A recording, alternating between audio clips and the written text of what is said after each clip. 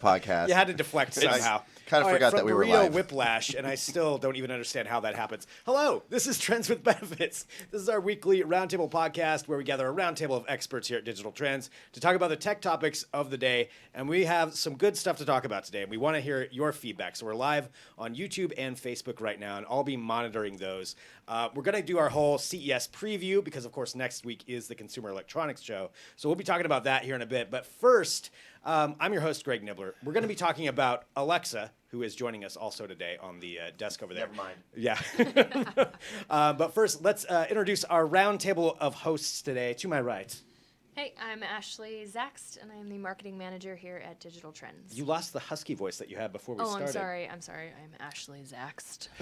Bring back the Kathleen Turner. Oh, yes. You know. And Ashley's right.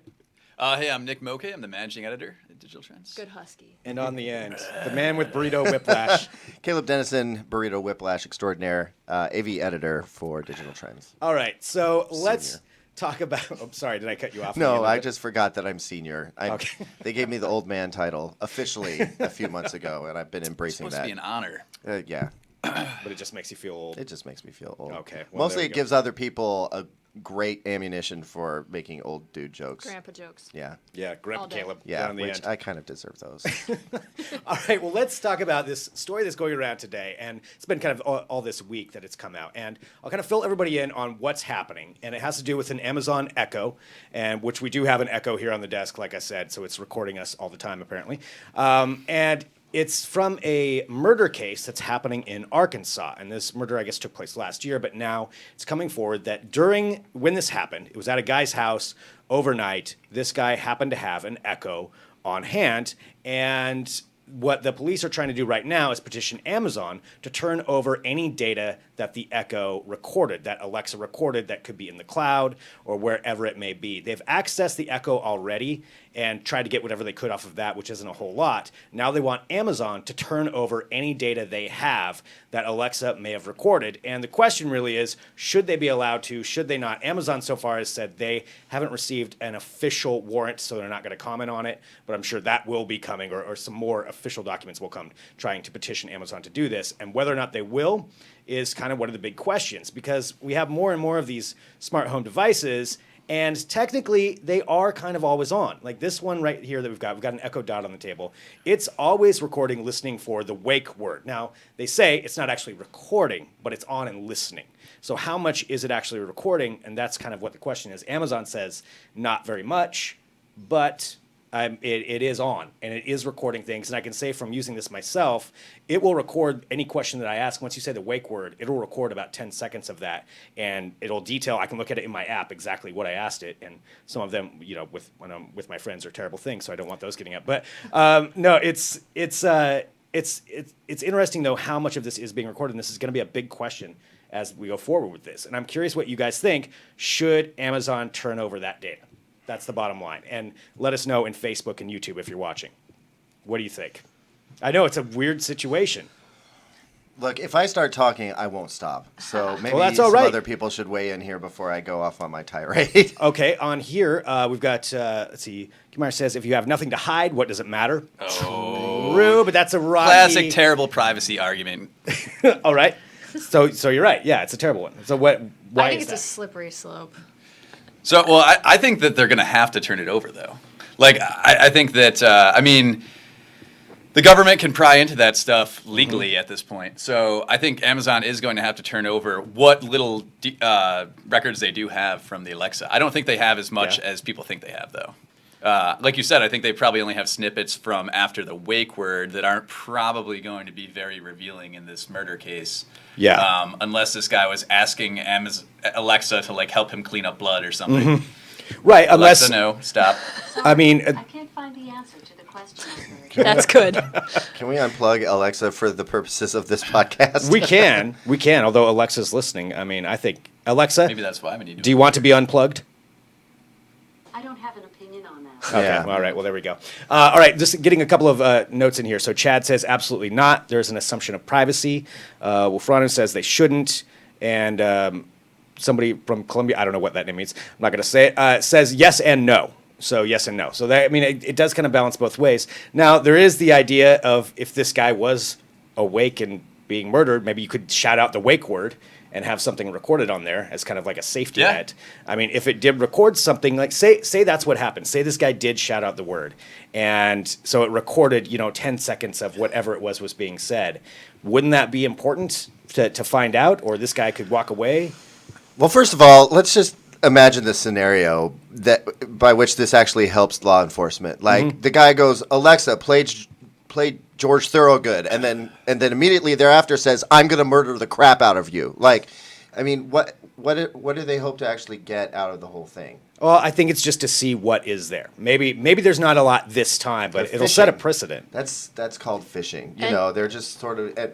We have to reach back to remember the whole thing that went down in San Bernardino and that iPhone that controversy. Excuse me, that controversy just enraged for weeks and weeks and weeks. And Right. and at the heart of that wasn't so much about what was potentially on the phone that could shed light on what happened. People were upset because they were asking Apple to hand over the keys to the security, and that would give the FBI and other law enforcement agencies carte blanche access at any time to any iPhone, supposedly. Like Right. if they had gotten If the they do key to that- their encryption Sets the precedent, methods. and then that's it. and then they can get at anything.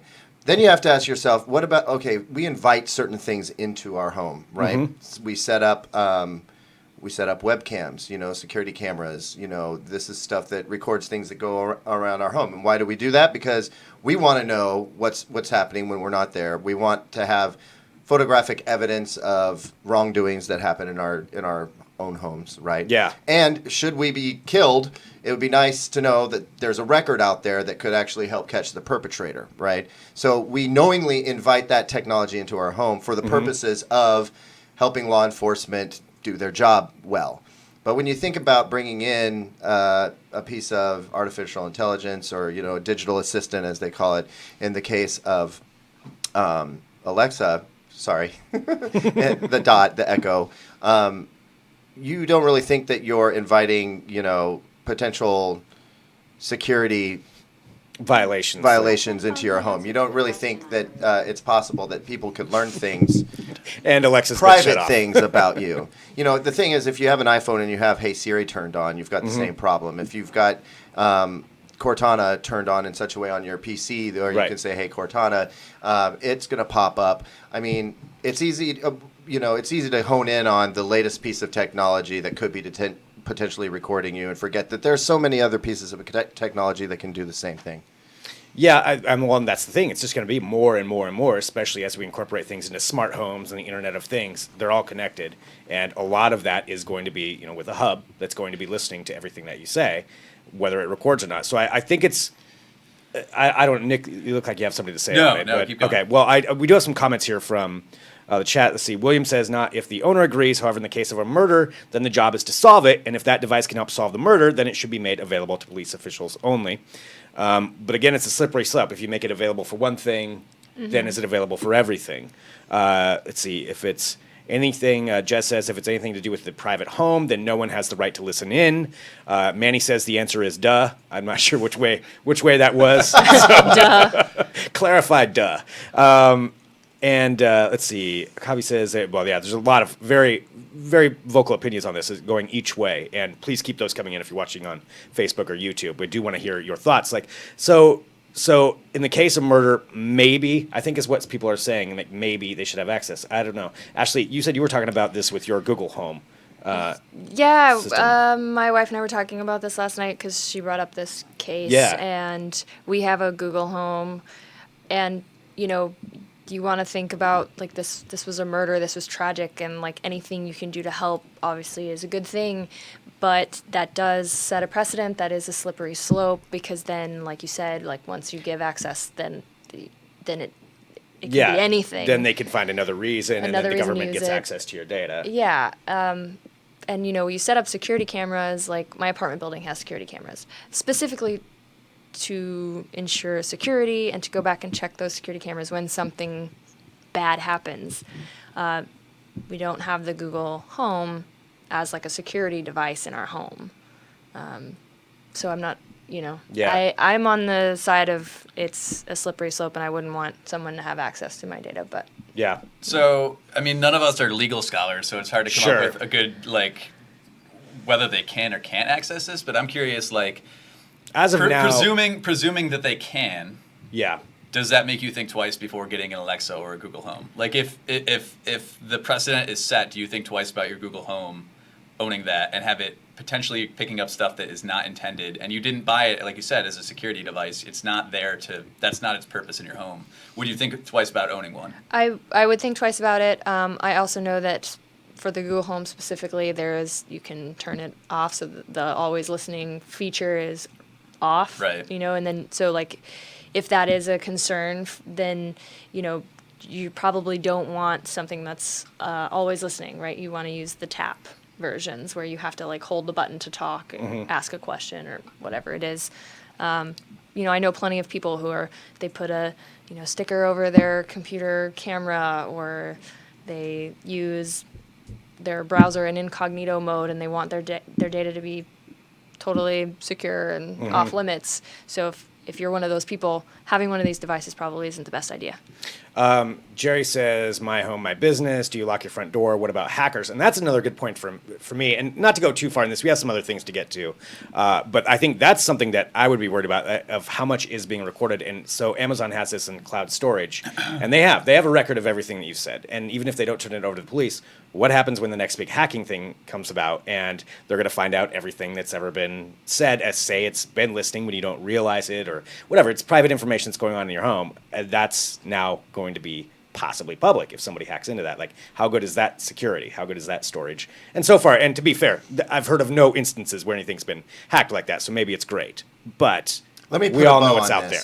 I think I can put a bow on this. 'Kay. Like, A pretty one, please. A very pretty bow. very well. I got a lot of practice this Christmas. No, I think the thing is, the reason why this is grabbing headlines and been dominating, Google News for the past few days is because it involves Amazon's Alexa technology, which is in itself a big headline grabbing technology. It's Sure. going to be all over CES. We'll get to that in a second. And it's getting implemented into a lot of devices. But the discussion that we're having about whether or not law enforcement should have access to certain smart devices that we're putting in our home that are connected to the internet, potentially listening, although that's an entirely different discussion, what is and isn't listening. Right. That discussion has been at a low level, been going on for quite some time. People are talking about it, but what I don't see is a whole lot of action. And let's face it, we need some legislation that draws some very definitive lines. And yeah, there's going to be a lot of debate over that, and people are going to disagree to what level we should grant access. And we already know that they're just going to get access whenever they want. But I think it would be good. I think it's a good measure to actually have some legislation that says, listen, it is okay to use it in these instances. It is not okay to use it in these instances. Right. And more to the point, I think that, as tech media ourselves, we have a responsibility to remind people, hey, this thing, it does great stuff. Like in my review of the Echo Dot, for instance, we point out, you're inviting a device into your home that is listening. It's connected to the internet. It transmits information, private information, off to Amazon. They can use it any number of different ways they want. What if Google Home is listening to what's going on and realize and suddenly you're being prompted to purchase products that you were talking about with your wife the night before on your browser? That happens already. Yeah. And that's exactly what Sam brought up here on Facebook. Are they listening about what we want to purchase? Like if they hear parts of our conversations about what we are interested in to manipulate our ads. I'm sure there is. That happens I'm sure already. they have an algorithm for that. Yeah. Google already tracks their voice searches, says John. I mean, yeah, I guarantee they're looking at ways to manipulate Absolutely. that. The point is, we have strong feelings about it. Yeah. We know that we want to get some legislation that kind of codifies what's happening here. I think that maybe we've been talking about it long enough, and we actually need to do something. come up with some kind of legislation, figuring out Nice what that bow. is. That is Thank a you. beautiful bow. Somebody do something. No, that was I'm gonna good. curl the ends That was with good. scissors. All right, Yes. well, let's move on from that. We do have some other things to get That's to. my favorite part. And Sounds good. Yes. Sorry, Greg. oh, that's all right. That bow was a beautiful bow. So let's get to a couple other things here. One other thing on Amazon before we get into our CES preview, which is next week, and we have tons of stuff to talk about with that, about the Consumer Electronics Show. This is something else from Amazon, and it's another one of their patents that's come out. We all know they want to make drone deliveries happen so bad, and they've been trying different things. They've been testing out different ideas and getting these patents for a lot of things. And this one now is for an Amazon flying warehouse. This is actually a patent they got. It's essentially a giant blimp that would go into the air, a giant blimp warehouse that they would send up into the air at about 45,000 feet. This blimp, I'll call it a blimp because I don't have any other better word for it. This Dirigible. Okay, yeah. This floating warehouse, this Zeppelin, will be up there, and it'll have drones on it that will deliver packages within minutes, essentially, to somebody ordering something on the ground. They said some test ideas with this would be to like send it over to like an NFL game, and so people in the parking lot or tailgating would be able to order something from there, order a jersey or a beer, I don't know, however they would do that, and these drones would send that down to them in the parking lot. Once the drone is on the ground, they're saying it wouldn't fly all the way back up 45,000 feet. It would go to another hub where they would have a bigger one that would send that back up along with fuel. So this floating warehouse, this Zeppelin, would be up there all the time. It would remain in the air all the time, refueled and restocked with more stuff. This is one of their other ideas to try to make drone deliveries happen. Is this one of those patent things? This is another patent thing. So, who knows if it's going to happen, but if it's a patent, they've thought about it pretty long and hard that this is a possibility. They've got it, like I said, they want to make it happen. Yeah. And so this is just another way that maybe they can make that happen. What do you guys think? No. Look, I feel like Apple and Amazon and Google have like these minds sitting in this hive, concocting crazy ideas just so they can get the patent on them and make sure that nobody else gets to do it. Yeah. Or they'll be able to collect down the road if somebody actually ends up doing something crazy like Thought that. of it first. Yeah, because that's nuts. That's absolutely nuts. That doesn't even look cost effective to me. But if you can, if they've thought about it, right, Yeah. it's plausible, and the application of it or the use case of it, it seems nuts now, but eventually I can see this happening. Yeah. Not tomorrow, not in the next 10 I think years. it could be but- more cost effective. Really? Think of how many of those things you can send down rapidly. Yeah. I mean, I think it's cost effective in a situation like the NFL stadium or whatever. You're not going to blanket a whole city this way. But if you have a bunch of people convened in one place and they're all clamoring something, you can literally rain it down from the Rain sky. down Think on of them. the marketing Yes. Yeah. possibilities with this. Look at the NFL. The NFL, just for an example, I think they would completely embrace this. Oh, if yeah. people could buy jerseys and get them right then, they're already drinking. We in the already parking lot have and be like, jersey guns, man.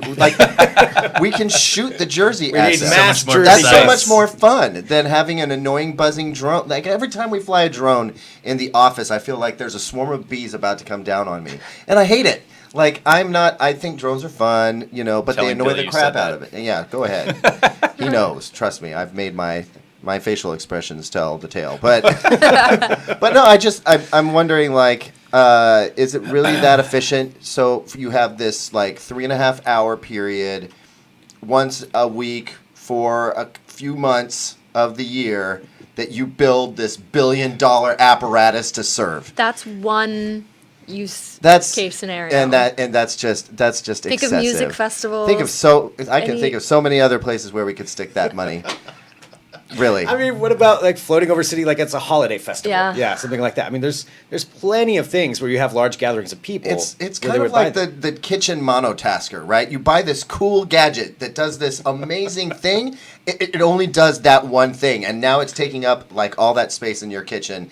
Where Yeah, but what Got if you're plenty of space in the sky. Don't worry about it. Park it over Antarctica. We're not using it. Yeah, It's that's not right. a big deal. It'll probably you're- prevent global warming now that I think about it. It'll Yeah, just yeah, reflect the sun back into the... If we make it out of Mylar, it'll just reflect Yes, the sun back into totally. Okay. in the Now universe. we're getting out of We hand. No, I'm kidding. Just because I said Mylar? Really? That was Is it. That was the it. step That too was the far. word. Couple of comments, but I was going to say though, just imagine if you're at a concert, waiting in line, I hate waiting in lines. You don't have to wait in line. You just go out into go out in the field, and the drone tracks you by your phone and just delivers it right to your hands. You don't have to move. I mean, I think there's some possibilities here that this could really work. Let's see. Going through some of the comments here. Sam says sometimes some people do need things that fast, not all the time. And if that convenience carries on to the rest of the public, so be it. Let's see. Okay. Oh, somebody's writing off the top of their head. This is the problem with reading comments live. Imagine what would happen when a storm rolls in, drones and products crashing everywhere. Yeah, that's that kind of would like suck. Christmas, though, isn't it? Really? I mean, Yeah. it's 45,000 feet, so it's probably above most storms. But hey, you get. I just remember you get a free. not what, a year ago we were talking about the pizza delivery drone that like chopped off somebody's nose. And Yes, we did, that was yeah. one drone in one restaurant, and now you're talking about having a massive dirigible system with thousands of drones, zeppelins, descending upon you. If you want to make an omelet, you got to cut some noses. It's just an accepted collateral damage of drone deliveries. Some people are going to get cut. All right. All right. But you need your jersey 2 minutes after you want it. Somebody has to get want cut it for that to happen. I think we can all agree that that's an acceptable cost. Sacrifice some It's noses. cool. I mean, I'm gonna have fun watching it. Go for it. Do it, Amazon. Absolutely. You are definitely going to be the person injured at this point. Oh, yeah. Oh no. It's good to know my Prime shipping dollars are going to good places. All right, well, there we go. That is Amazon's latest patent to try to facilitate drone deliveries. Let's get to the Consumer Electronics Show, which is next week, and Digital Trends is going to have a massive amount of coverage for this. It's the biggest trade show pretty much in the world. Am I right about that? Or has it been taken over? It's one of the biggest. It's one of the biggest. Yeah, IFA in Germany is sprawling as well, and I think it's a higher attendance because they let the public in.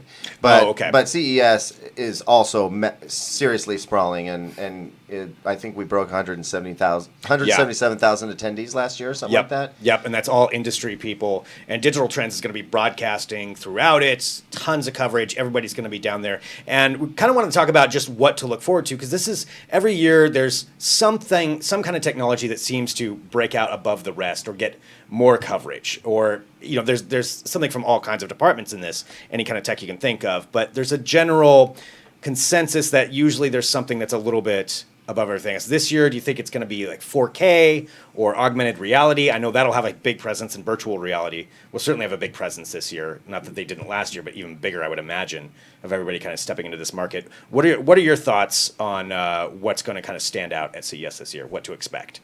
Well, the thing is, TVs always dominate CES. TVs. And I don't just say that because I'm the TV guy here. I mean, it's true.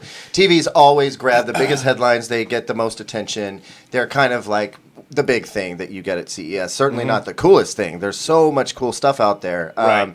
TVs will get headlines again this year, but there's some really exciting stuff coming. I've seen it, and I know what's happening.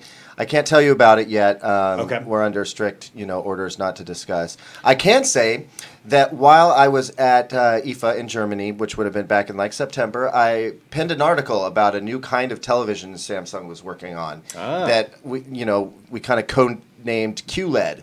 And that's a really interesting article that you could go read if you wanted to feel like you were kind of prepped up for what might be happening at CES. So find that Easter egg at digitaltrends.com. Nice. Yeah, that'll give you a little preview. But there are some cool things happening in TV. There's some meaningful upgrades in the technology that make them look better. And I think people will be interested in that. But is that the most interesting thing? No.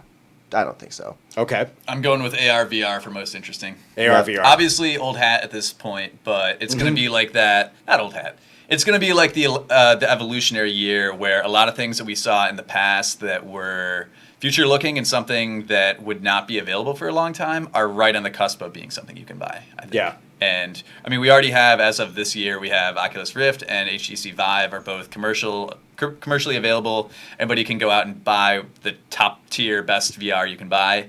I think both of those will probably get better at CES this year, and I think we'll see some concepts potentially that solve some of the problems with them, like maybe some more VR controllers, some add-ons for those that maybe improve the experience in ways beyond just the actual headset.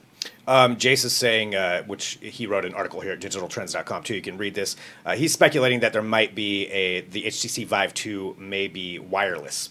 and that may appear at CES as a demo, which that would solve a lot of problems with the HTC Vive. If you can untether that thing. That'd be cool. Yeah, I think that's everybody's biggest complaint with the Vive at this point, with any headset really, except for the ones that are using your phone or wireless already. I do think that there's a pretty good possibility we'll see that. I wrote an article on the future of VR pretty recently and talked to one of the head honchos at HTC who kind of hinted at that and even kind of hinted at how that will be possible. What they're trying to use eye tracking for that basically, because they're refreshing both these screens really fast right now, and that's why they don't have the bandwidth to like send that wirelessly right now. Okay. But if they can track your eyes, they can basically only refresh really fast at the point you're looking, and then your periphery, they can refresh that way slower. Nice. And so they're gonna. I think we might see a Vive that has eye tracking that allows it to also be wireless. And there's other cool stuff that they could do with eye tracking as well. So that could also and that could be a feature in addition to enabling the wireless stuff. I believe it. Yeah, there's definitely. I think that could actually help a lot with people, especially getting sick when they're using VR. There's still that happens where just that spatial awareness will just kind of throw people off. Jeremy, by the way, Jeremy Kaplan wrote a big article on 9 things that he thinks that you can expect. And if you're watching live now too, let us know what you're excited about for CES, or if there's some technology you want to hear more about or you want to see more of. If it's digital assistants, as we were talking about at the beginning, which he said is going to be a big thing, which it will be. I mean, Internet of Things, home, wiring your entire home, not wiring your entire home, but setting up your entire home on a system is going to be huge, and it's going to be more and more and probably more affordable as we go through this next year. I bet there's going to be a lot to do with that as far as making that a more affordable option. AR, VR, everybody will fight Tesla, so thinking maybe there's a fight back against Tesla as far as how much advancement that they've made, and whether somebody's going to be gunning for them. So, I mean, because car manufacturers are a big part of CES now as well. Yep. And you do see a lot more of that. So, a lot of different things. Alexa.